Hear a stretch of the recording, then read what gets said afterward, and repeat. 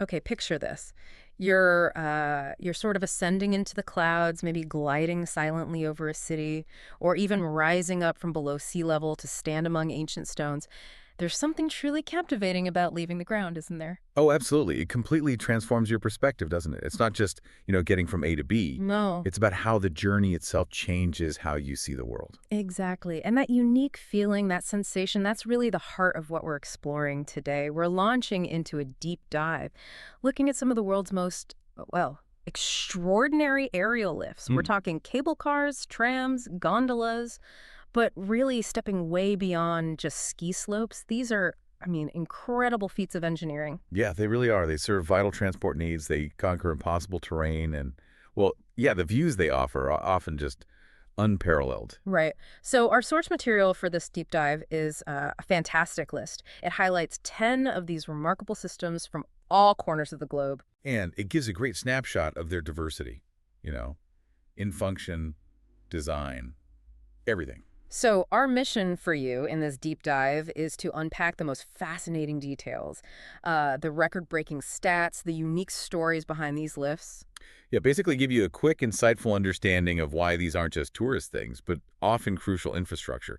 Gateways to wonders, really. Well put. And just so we're on the same page, definition wise, the source defines an aerial lift pretty simply. It's a type of cable transport. Right, with cabins, cars, gondolas, or chairs Yeah. hauled above ground by cables. Exactly. Often used in mountains or, tourist spots. Makes sense. Perfect. Okay, let's jump right in. And speaking of heights, Mm. where better to start than with a true record Oh, breaker? you must be talking about the Merida cable car in Venezuela. That's the one. Yeah, the source really highlights its sheer scale. It holds not one, but two major records. Okay, tell me about them. Well, first off, it's the highest cable car in the world. Reaches an incredible altitude of 4,765 meters. And it's also the longest aerial tram. It stretches for 12.5 kilometers. 4,765 meters. Mhm. That's, hang on, 15,633 feet? I mean, that's higher than Mont Blanc, Yeah. higher than Pikes Peak. That's just mind-boggling elevation. And almost 8 miles long, too. Incredible, isn't it? The source points out it spans the vast Sierra Nevada de Merida National Park, connecting Merida City to these incredible heights. That's not just a ride. That's serious infrastructure. Exactly, for accessing a really remote, challenging environment. And what's interesting from the source is how it points out the utility. Yeah. Really? Building a road across that kind of distance and altitude would be astronomically difficult, expensive, huge environmental footprint. Right. The cable car offers access with a much, much lighter touch on the landscape. Absolutely. A solution that respects the place while still connecting people. Okay, so switching gears a bit from extreme height, let's look at a lift that solves a very different kind of geographical puzzle. We're heading to Israel, Masada Cableway. Ah, this one is really unique because instead of starting at sea level and going up, Right. it takes visitors from below sea level Up up to that. the Masada Butte, Yeah. where those ancient Jewish fortress ruins are. Right, because the alternative, the source mentions the infamous snake path. Yeah, just the name sounds tough. It really does.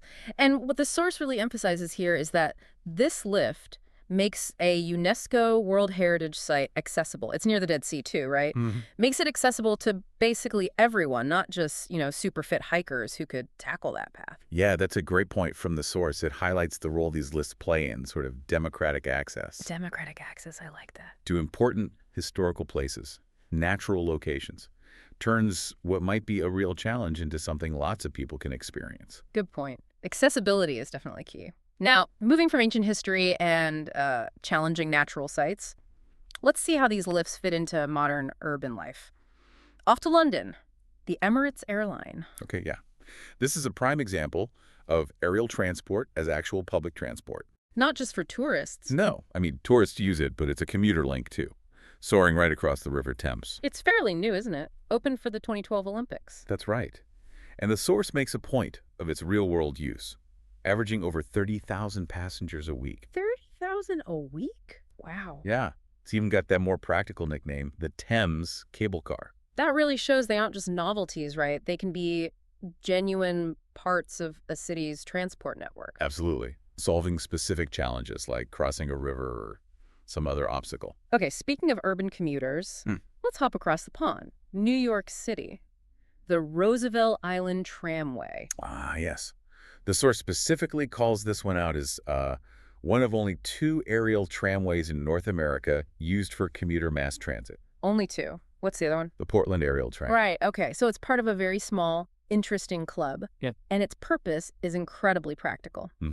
Connecting Roosevelt Island directly to Manhattan. Imagine that commute, gliding over the East River skyline views. Beats the subway? Maybe. But seriously, it's a creative solution for a very specific geographical issue, linking an island community efficiently to the mainland grid. Definitely creative. Okay, from New York practicality, let's head south. Bit of Brazilian flair. The instantly recognizable Sugarloaf cable car in Rio de Janeiro. Oh yeah, iconic. The system's actually a two-parter. 2 parts. Yeah, the first stage takes you from like the city level up to the Morro de Urca hill. Then a second separate cable car system goes from that hill right up to the peak of Sugarloaf Mountain itself. Ah, I see. And here's a fun detail the source mentions. Elevates its status even more, maybe. The second stage, it actually appeared in a James Bond movie. Oh, really? Which one? Moonraker. Moonraker with the fight scene on the roof. Wow. How cool is that, adding cinematic history to the engineering marvel? It shows how these structures just become icons, embedded in pop culture. They represent a place as much as any famous building or natural feature. Totally. They become characters themselves. All right, let's step back in time now. Heading to South Africa for the Table Mountain Aerial Cableway. This one's got quite a history. It really does. The source highlights it as one of the oldest aerial transport systems still going. First opened way back in 1929. 1929. Wow.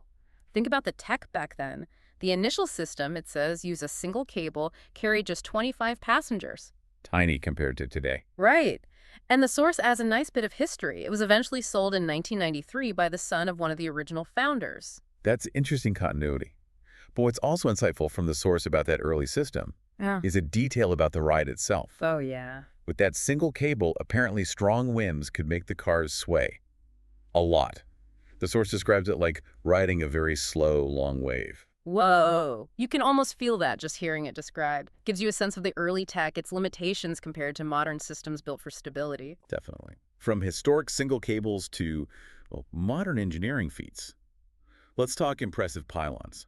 Next stop is the Kaprun Gletscherbahnen in Salzburg, Austria. Kaprun Gletscherbahnen, glacier railways, right? Yep, that's the meaning. Tells you about the alpine environment. It opened in '65. And for a while, the system held a pretty significant record. It had the highest cable car pylon in the world, standing a colossal 113.6 meters high. Wow, that's about 373 feet, just the pylon. Exactly. The source implies this height was needed to span some really challenging terrain, probably a deep valley or gorge. Shows engineering meeting the obstacle. And the destination sounds worth it. There's a viewing platform right on the station roof. Yeah, at 3,035 meters above sea level, nearly 10,000 feet up. Breathtaking views, glaciers, peaks, the works. Yeah, a destination that definitely demands serious elevation access. Okay, let's head back to North America now, up to British Columbia, Canada, the Grouse Mountain Skyride. Right. The source identifies this one as North America's largest aerial tramway, located just north of Vancouver. So, largest tramway title goes to Canada.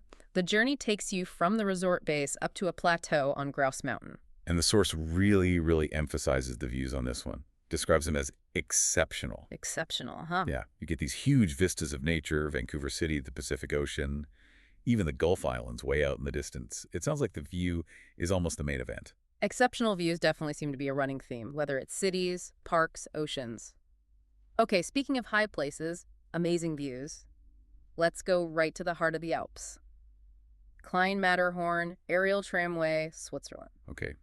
This lift holds the record as the highest cable car in Europe. Reaches 3,820 meters. Whoa! Over 12,500 feet.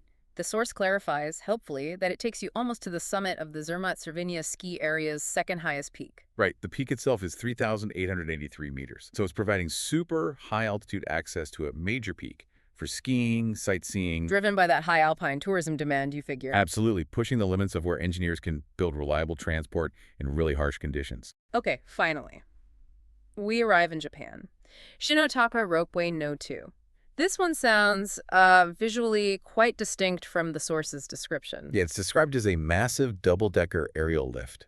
operating on Mount Hotaka. A double-decker cable car cabin. That's really unique. It is, and the source notes this massive cabin can carry up to 90 people at once. 90 people. Yeah. The trip itself was pretty quick, though, about 7 minutes for a 2.6-kilometer span. So that double-decker design, maybe a smart way to handle lots of passengers efficiently on a shorter, popular route. That's likely it. Get people up to those spectacular Mount Hotaka views fast. Okay, wow. We've literally spanned the globe, scaled some incredible heights through these examples, from, breaking records in Venezuela It took in length, to yeah. providing unique access from below sea level in Israel, serving daily commuters in London and New York. The Bond connection in Brazil. Right, showcasing historical engineering in South Africa, boasting record pylons in Austria. Expansive North American vistas in Canada. Europe's highest access in Switzerland, and that innovative double-decker design in Japan. It's really remarkable how versatile these systems are, isn't it? Yeah. They're not just for mountains anymore. Definitely not. They're solving complex transport challenges in cities, opening up previously hard-to-reach historical sites, natural wonders, Yeah. and doing it all while offering perspectives you just don't get from the ground. Yeah, they demonstrate incredible human ingenuity, navigating and connecting with our diverse planet. Couldn't agree more. They absolutely do. So we've seen how they connect remote places, act as vital public transport, offer these unique viewpoints. Thinking about all these creative uses, commutes over rivers, accessing ancient ruins, mountain peaks, it leaves us with a fascinating thought for you to ponder. Given how these aerial lifts are already transforming travel and access in specific spots, what other creative, maybe even unexpected ways could similar aerial transport systems reshape our cities, our connection with nature, or even just our daily movements in the future? That's a great question to think about. Where else could they go? What else could they do? Exactly. Something to keep thinking about long after we're done here.